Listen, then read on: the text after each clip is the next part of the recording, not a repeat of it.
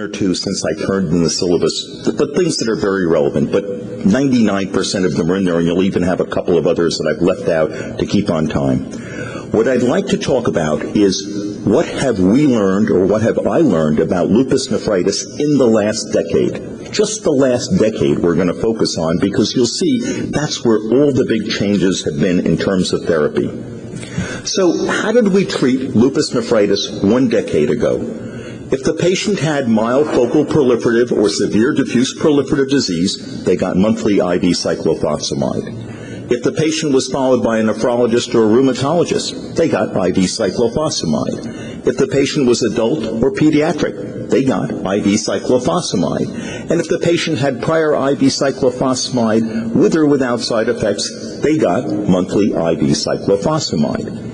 Everything was based on small randomized trials done at the U.S. at the NIH. Small number of trials dictated everything here, that then everybody treated everybody the same way. Now let's look at 2012, 1 decade later. Treatment is divided into an induction phase and a maintenance phase.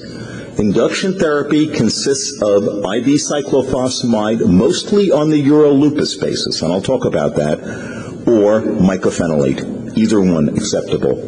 Maintenance therapy consists of mycophenolate or azathioprine. Newer therapies, including rituximab, are being studied. They've been studied in controlled trials. They're also being looked at in corticosteroid-free regimens. And everything new is studied in controlled randomized trials, whether it's belimumab, abatacept, equinimod, etc., you name it, it's a controlled randomized trial. So this is the area I'm happiest about in glomerular disease because of the large trials. Now, we're going to focus on diffuse proliferative disease, but everything I say about diffuse proliferative disease applies to focal proliferative disease as well. So it's really focal and diffuse that we'll talk about, and then I'll tell you about membranous on the side. If your disease is milder than that, you don't need to worry about any of these therapies. Send the patient to a rheumatologist or back to their internist and say, look, the kidney disease is not that important. But if it's focal or diffuse proliferative membranous, we'll talk about it. If we go back to where we were a little over a decade ago, this is the last of the, quote, large NIH trials. This trial had 21 patients, 20 patients in an arm. You can see it's not really a large trial. But it looked at IV cyclophosphamide therapy alone, or IV cyclophosphamide once a month with methylprednisolone. I just want to point out, by the end of 1 year, the side effects that they had with this trial.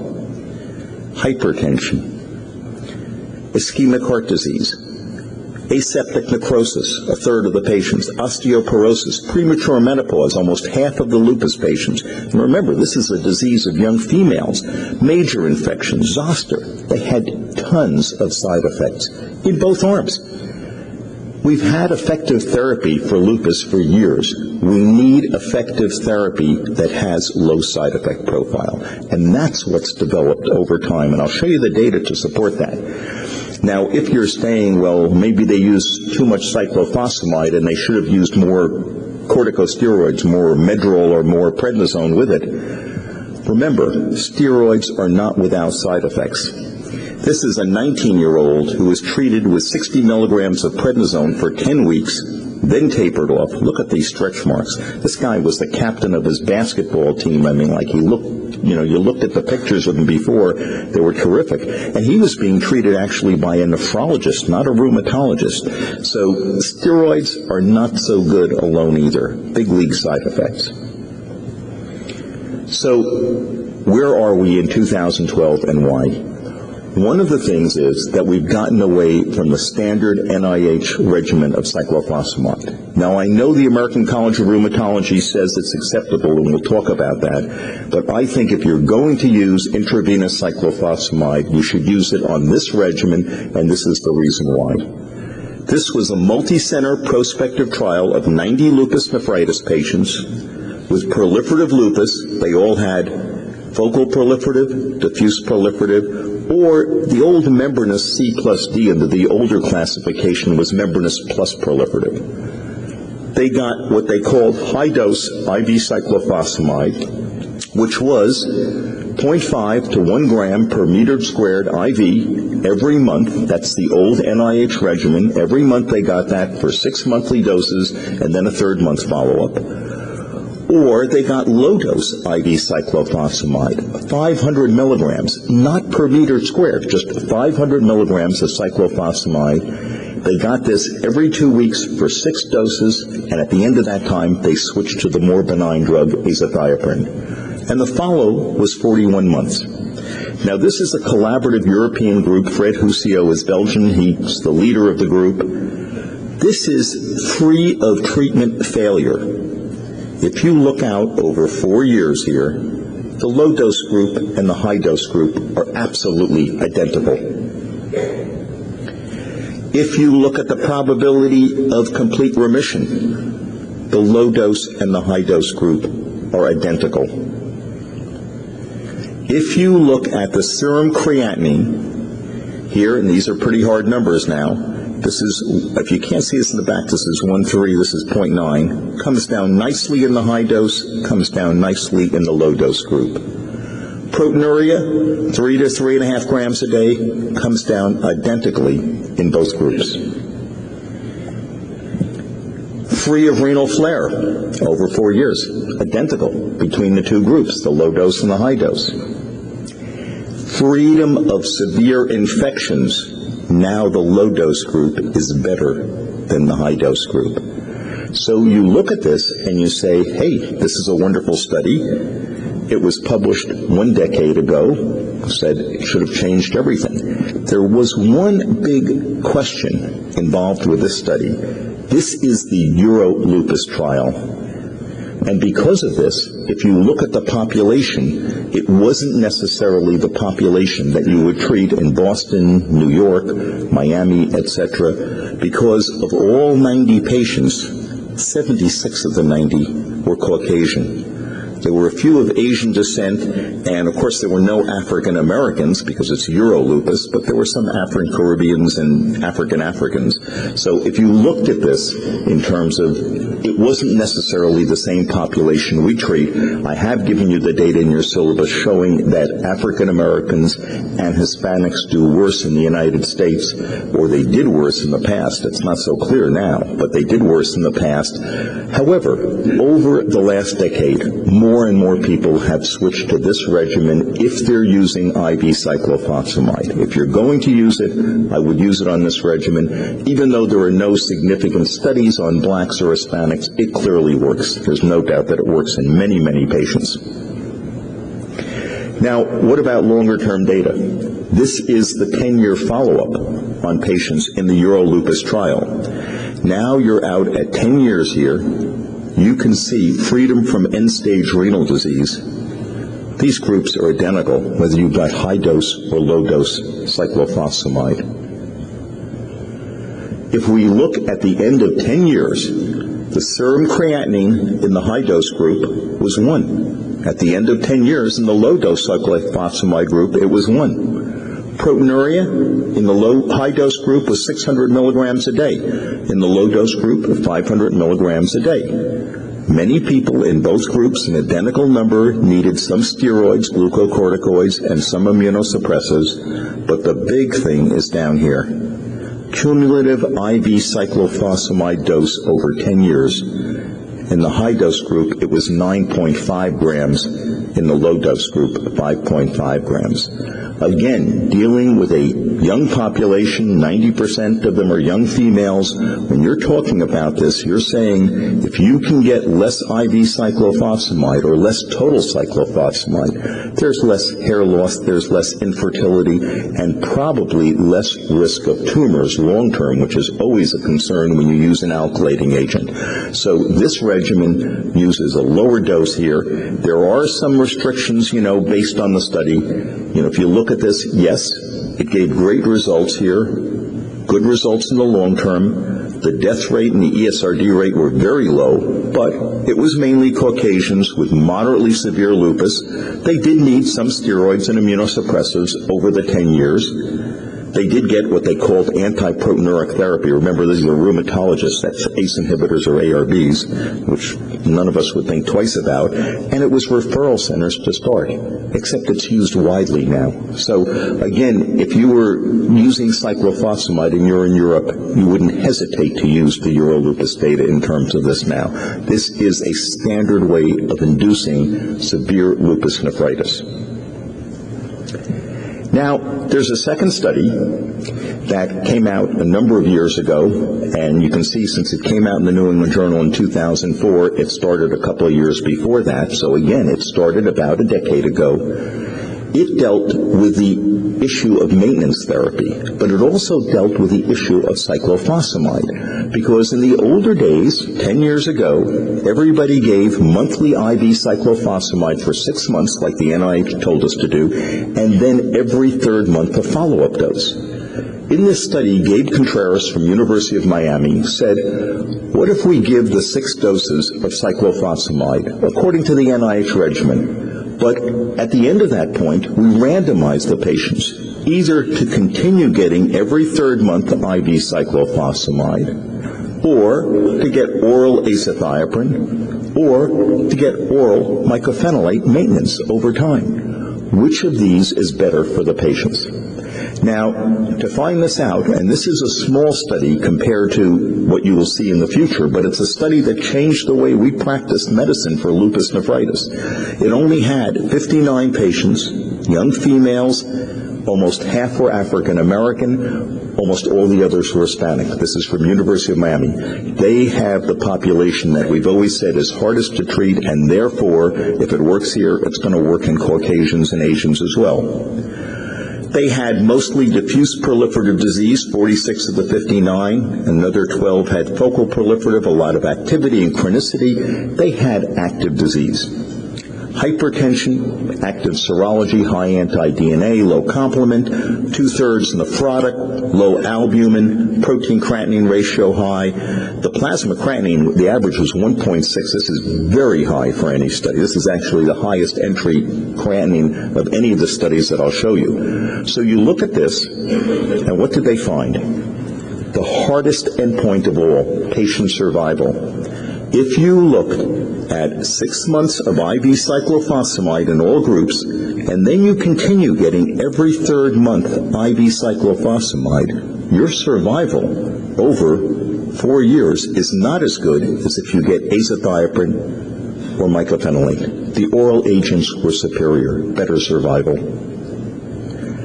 If you look at death or end-stage renal disease, this is the old definition of chronic renal failure, end-stage renal disease. Again, the cyclophosphamide group did worse than the azathioprine or the mycophenolate group.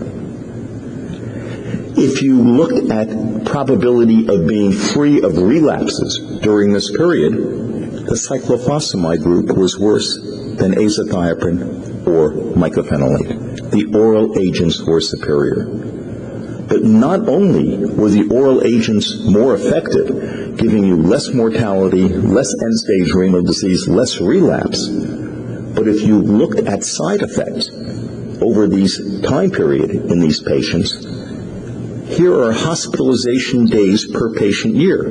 Here's IV cyclophosphamide 13, azathioprine, mycophenolate, each at 1. Here's amenorrhea, about a third of the cyclophosphamide group, and that's always true with this older regimen of cyclophosphamide. You're going to get about a third of the patients with amenorrhea, only 6 to 7% with azathioprine, mycophenolate. Infections, 68%, significantly down with the oral agents. Major infections is the only thing that's not statistically significant, but you can see there were 12 versus 3 and 3. So again, not only was it more effective, but it was safer as well. Virtually everybody in the States looked at this. For the vast majority of lupus nephritis patients, if they used IV cyclophosphamide for induction, at the end of 6 months they said, I'm going to put them on mycophenolate, or I'm going to put them on azathioprine. Now, you could not tell from this study which was better between the azathioprine and the mycophenolate. It's a small study, but the results are so dramatic and statistically significant, it was clear you did not want to leave your patient on IV cyclophosphamide every third month. The next study, which was actually one of the most important, was a study that looked at whether you could use mycophenolate not as maintenance therapy, but therapy for severe proliferative lupus from day one. Because here we already knew we were using it for maintenance therapy, but could you take somebody who had a course of cyclophosphamide before, 2 courses, and say, look, I now can treat him with mycophenolate with the same success rate and without toxicity. So we recruited in this study. Now I'm going to call this the Ginsler study. Ellen Ginsler is a rheumatologist at Downstate who actually was the first author of this paper and founded the study. But in any case, we knew we needed about 140 patients, which we recruited. They're young, they're female, the vast majority. We purposely tried to recruit minorities. We had a lot of blacks and Hispanics because, again, if we could treat them successfully, then we'd be able to treat the whites and people of Asian descent. If you could treat Caucasians, it didn't say you would be successful with somebody who was African American. The serum creatinine looks pretty good here, but you'll see it comes down because they're small females. Urine protein about 4 grams a day, lots of red cells, low serum albumin here, again, because they're mostly nephrotic. This is an intention to treat analysis. Now, don't compare remission rates from one study to another because the criteria are always different. This was actually set up in conjunction with the FDA at the time, and they said if you wanted to have the purest definition, you needed no proteinuria, no red cells, etc. at the end of 6 months when you were going to analyze the data. So you'll have very few complete remissions here. But in any case, if you look at mycophenolate in blue, IV cyclophosphamide in green, complete remissions, 22% here versus 4%. Partial remissions, not significant, but trending in favor of the mycophenolate. Complete and partial, which was an endpoint of the study, 52% versus 30%. So even with the most rigid criteria, you were doing better with the mycophenolate. If you looked at the serum creatinine with the cyclophosphamide group, it comes down, but it came down more with the mycophenolate. Proteinuria started 4 to 5 grams a day here, comes down, and again by 6 months here that you still have proteinuria here, but it's coming down. If you keep following, it'll go all the way down. That's the reason there are so few complete remissions, because you can't get rid of the proteinuria in 6 months in somebody who's nephrotic. You can get it all the way down, but they'll still have some. But regardless, this is a study that was designed to show that mycophenolate was equivalent to the cyclophosphamide. It turned out it looked like it was actually better than the cyclophosphamide. If you look at the longer-term follow-up of these patients at 3 years, renal flares, equivalent over 3 years. Renal failure, this is end-stage renal disease really, 4 versus 7, death 4 versus 8. So if you look at this, now none of these are statistically significant. However, if you look at the composite here, it certainly doesn't look worse for mycophenolate. If anything, it looks better. And at the same time, it was more effective, we know. So again, this said you could use mycophenolate as induction therapy. So what was wrong with this study? And I will tell you what's wrong with each study. The problem with this study was the original design. Now, you may say, well, wait a minute, Dr. Appel, how can you tell us that? You're the last author of the paper, and the design was wrong. We were the last center to join. We're the only nephrology center with 17 rheumatology centers. All the rheumatologists were afraid of using mycophenolate. They hadn't used it in transplant for other diseases. So, it wasn't one of their medicines. And they said, well, what am I going to do if after 3 months the person on mycophenolate is doing terribly? And, then I'm stuck continuing for another 3 months while they go downhill. I can't do that. So there was an out. If 3 months you were doing badly, you got crossed over to the other arm, you were considered a treatment failure, for the study, but you did get allowed the other arm of things. So it's a crossover design, which I never like. That's not good for studies. It's good for patients, but not for studies. Now, it turns out, of course, many more people failed cyclophosphamide and had a crossover to mycophenolate, but, of course, we didn't know that at the time. The other thing is it was a pure U.S. study. It's 140 U.S. patients. One could argue if you were in South America or Europe or China that you might get different results. It had to be repeated. And the fact that the mycophenolate came out better was such a surprise because, we were trying to show it was equivalent and it looked like it was better. Well, when you get big surprises, you have to confirm them. So that's what was done.